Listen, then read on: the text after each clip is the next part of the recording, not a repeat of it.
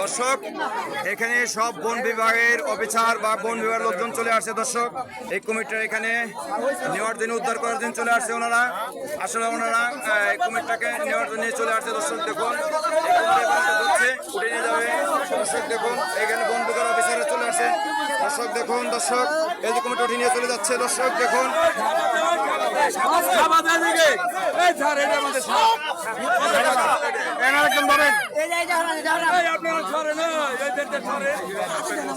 একজন ধরেন না, ছবি তুলতে সবাই। আরে এখানে সাবা দেওয়া তো ঘর বস্তার ভিতরে। দর্শক দেখুন